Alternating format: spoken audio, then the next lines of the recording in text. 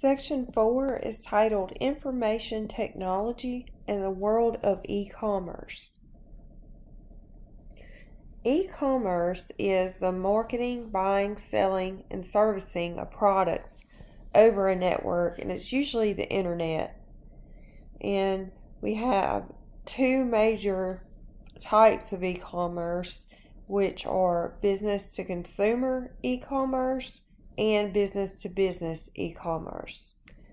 Business-to-consumer e-commerce is e-commerce in which business and final consumers interact with each other. Business-to-business e-commerce is e-commerce in where businesses buy from and sell to other businesses.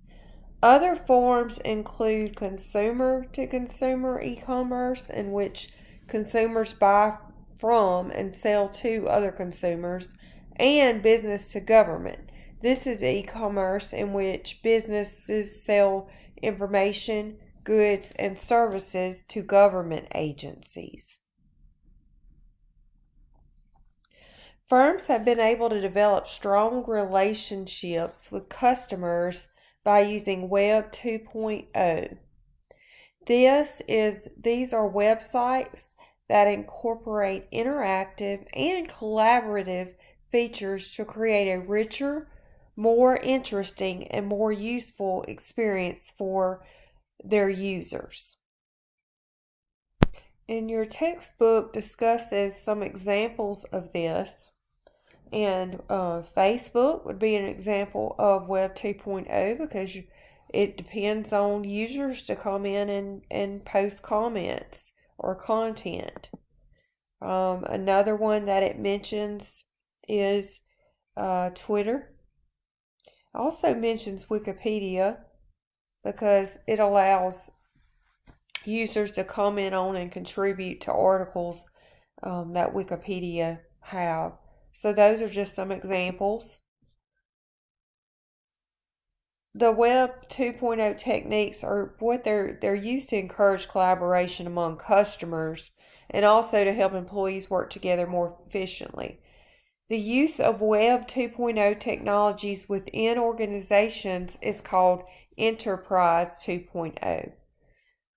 Discussion channels and chat rooms, the use of web or app-based communication tools to hold department-based, topic, project, client-based, team, or private discussions.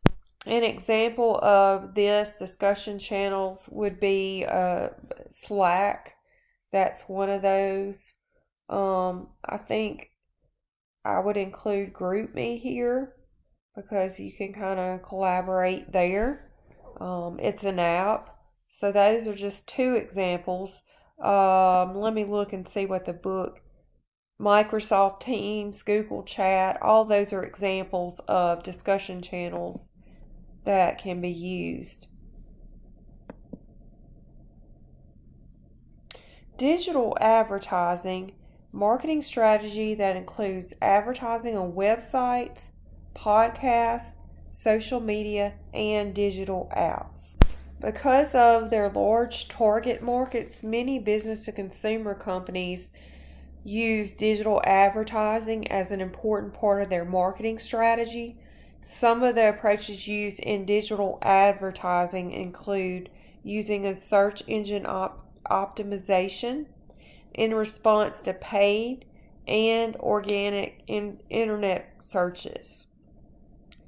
Asking customers to opt into receiving emails that advertise products and services. Placing ads on social media and inviting user reviews. Taking advantage of a large social media following to endorse and advertise products and services. And then paying affiliates, influencers, social media, and websites to place ads on their sites. Usually business-to-consumer commerce requires a customer to make a payment online, for instance, by using a credit card. So to ensure secure transactions, sites usually use secure Socket Layer, or SSL protocol. Some other digital wallets would be, for example, Apple Pay. That would be considered a digital wallet. Most payments can be made electronically through apps such as PayPal. In 2020, PayPal had 377 million active accounts and handled 936 billion in annual payments. This is a 31% increase from 2019. So you can see how they have grown within a year. I thought this was interesting too, this statistic. Globally, people who use digital wallets to make e-commerce purchases is predicted to grow to almost 4 billion by 2024. E-Marketplace is a specialized internet site where buyers and sellers engage in business-to-business e-commerce and can communicate and conduct business. Business-to-business e-commerce requires a large sum of money in negotiation, as it often results in long-term supply chain relationships. For this reason, forging tight and efficient relationships is important to receive a competitive edge. E-marketplaces provide a place where businesses can interact with each other. Buyers and suppliers can use this as a platform for interaction. Radio frequency identification reduces the likelihood of theft, lower costs, and improves the efficiency of the supply chain. And it's a technology that stores information on small microchips that can transmit the information when they're within a range of a special reader. And of course, you've seen where these chips can be used for inventory purposes and to cut down on theft. But another one was Disney World. They used the bands, the magic bands. And these bands serve as admission tickets, hotel keys, credit cards at shops and restaurants.